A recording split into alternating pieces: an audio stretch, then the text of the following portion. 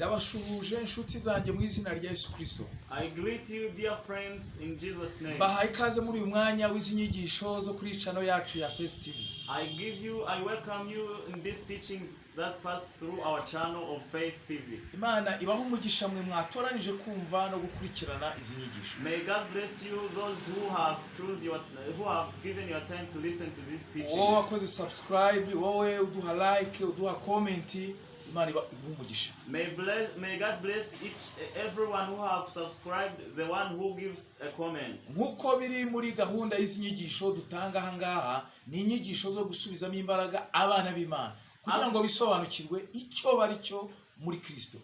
As it is in the teachings that we give through this channel, these teachings are the ones that help sons and daughters of God to live by what God has made them to be. Kugira ngo abana b'Imana bamenye imigisha ikomeye Imana yabahereye muri Kristo Yesu. So that sons and daughters of God may realize the blessings that God has given them through Jesus Christ. Ubutunzi bukomeye cyane twaboneye mu mwana wayo Yesu Kristo. The great prosperity, the great property that you have got through Jesus Christ. Kugira ngo abana b'Imana babigenderemo. So that sons and daughters of God may walk through that. Babiki Imana ishaka ko babacyo. So that they may be what God needs them to be. Reka dusenge Imana. Ndagushimiye mwami Yesu. Let's pray. I thank you, Jesus Christ, Bw'uyu mwana wawe for this son of yours. Muha umugisha. Bless him. Yumve neza aya magambo yawe. So that he may listen to this word of Azana yours. umugisha mu bugingo bwe. That brings blessing in his life. Mu izina rya Yesu. In Jesus' name.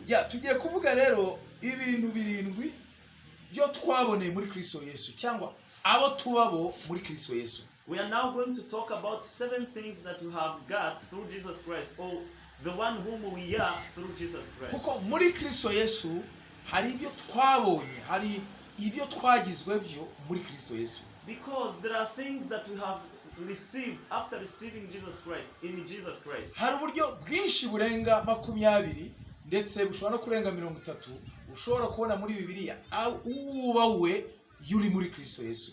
There are so many ways that you can be. There are more than 20 or 30 the way you can be after receiving Jesus Christ, in Jesus Christ. Ubande yuri muri Kristo Yesu. Who are you when you are in Jesus Christ? Urinde yuri muri Kristo Yesu. Who are you in Jesus Christ? Yohana 15 umurongo wa 4 kugera kwa 7 harimo amagambo meza ntituyasoma yose. The gospel according to John chapter 15 verse 4 up to 7. There are good words, but we are not going to read all of that. Umurongo wa 4 uravuga mugume muri je nanjye ngume muri mwe. The 4th verse says, be in me at all times as I am in you. Nk'uko ishami ritabasha kwera imbuto ubwaryo niko namwe mutabibasha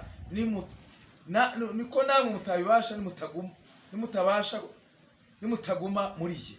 As the branch is not able to give fruits of itself if it is not still on the vine, so you are not able to do so if you are not in me. Ukomeje ugasoma ubona imigisha ikomeye cyane iri mu kuguma muri Kristo. As you keep on reading through this chapter, you find the blessing that are found to stay in Jesus Christ. Uburyo niyo dusenze dusubizwa iyo turi muri Kristo Yesu. The way when we pray, we get the response. When we pray, we have prayed as Jesus. Yamagambo ye agumye muri twe. When his word are always in us. Ubundi kuba muri Kristo Yesu bivuze iki? Normally, what does it mean to be in Jesus Christ? Bivuze kwizerera muri we. It means in having faith in him. Bivuze kwiringirira muri we. It means having faith in him. Bivuze gushyira ibyiringiro byawe muri we. It means to put your faith in Jesus Christ. Bivuze kwemera ukuri kwe, kwemera amagambo ye. It means to accept the truth of his word. Iyo wemera amagambo ye, when you accept his word, akagira ubuzima muri wowe, so that it brings life in you. Ayo magambo ni we. That word is himself, is Jesus himself. Yari mu buzima bwawe. So when he is in your life, Kristo bari mu buzima bwawe. Christ is in your life. Nawe uri muri we. So you are in Jesus Christ. Rero hari ibintu bigeze kuri 7 twabaye byo muri Kristo Yesu ngiye kuvugaho. So there are 7 things that we have been through Jesus Christ. Icyambere twagizwe abana b'Imana. We have been the children of God. Twagizwe abana b'Imana. We have been the children of God. Yesu yaratwadose, yaratugize abana b'Imana mu buryo bwemewe biciye mu maraso ye. Jesus Christ has adopted us. He has made us the children of God through his blood. Iyo turebye mu Baroma 8:16 hatwereka ko umwuka wacu ngahamanya n'umwuka w'Imana ko turi abana b'Imana. When you look at the list according to that Paul written to Romans chapter 8 verse 16, it says that the Holy Spirit affirms with our spirit that we are the sons and daughters of God. Icya kabiri, The second, turabaragwa. we have the right for the inheritance. Turabaragwa. We have the right for the inheritance. Abaroma 8:17 havuga ko turabaragwa ndetse turaganwa Kristo. That Romans 8 chapter 8 verse 12, it says that we have the right to the inheritance as Jesus Christ has that right. No kuvuga ngo tufite umurage w'ijuru. It means that we have the inheritance to the heaven. Ari umurage twemererwa w'ijuru ndetse n'aha ku isi. There is an inheritance that we have in heaven and an inheritance that we have here on earth. Ibyo tubibonera muri Kristo Yesu. We find that in Jesus Christ. Icya gatatu, Third one is twagizwe ubwoko bw'Imana. we are the people of God. Ubwoko bw'Imana. We are the people of God. Petero rwa mbere rwa Petero 2:9 harisobanura neza ko turi ubwoko bwatoranijwe. 1 Peter chapter 2 verse 9, it says that we are the selected people of God. Rero turi ubwoko bw'Imana bwatoranijwe. Therefore, we are the people of God.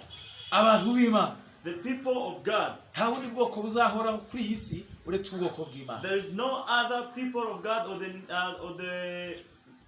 other people who will be on this earth except those who have been selected by God. Icya kane, The fourth one turi is ishyanga ryera. we are the holy nation. Turi ishyanga ryera. We are the holy nation. Ishyanga ry'Imana. We are God's nation. Muri iyi si nta shyanga ryera ribaho. In this world there is no a holy nation. Nta gihugu cyitwa ko ari igihugu cyera kuri iyi si. There is no country of this earth that is called a holy nation. Nta na leta yera kuri iyi si. There is no any government on this world that is Ariko holy. abari muri Kristo Yesu But those who are in Jesus Christ, bagizwe iyo leta yera, ubwami bwera bw'Imana. they have been made the holy nation, the holy kingdom of God. Niba nawe uri muri iyo leta ushatse wakomera Yesu amashyi kuko ni amahirwe akomeye cyane kububarizwa muri iyo leta yera y'Imana. So if you are in that holy nation, you can clap your hands because you are lucky to be in that holy nation. Icya gatanu ngo twagizwe ibyaremwe bishya. The fifth one is that we have been made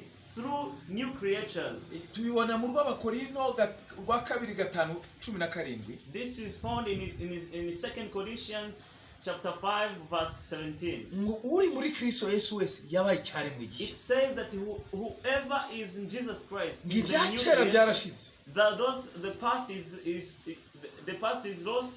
Byaribagiranye. The past is not remembered again. Turi bashya We are new creatures muri Kristo Yesu. in Jesus Christ. Ayo ni amahirwe akomeye cyane. This is fortunate. This is a great fortune to be. Hari a new igisekuru creature. gishya gishobora gutangira ku buzima bwawe. This is there might be a new generation from you. Icya gatandatu, The sixth, twagizwe intumwa mu cyimbo cya Kristo. who have been made the apostles in place of Jesus Christ. Rw'Abakorinto rwa 2:5-20.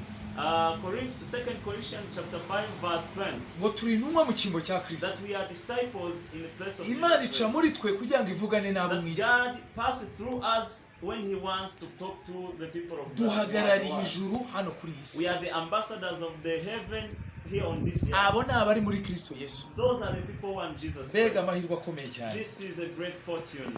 Cya nyuma, The last thing is seventh one, ariko hari n'ibindi byinshi, but there are so many others. nuko twagihinduwe ibirimi by'umuriro. We have been made into flames of fire. Abaheburayo igice cya mbere umurongo wa 7.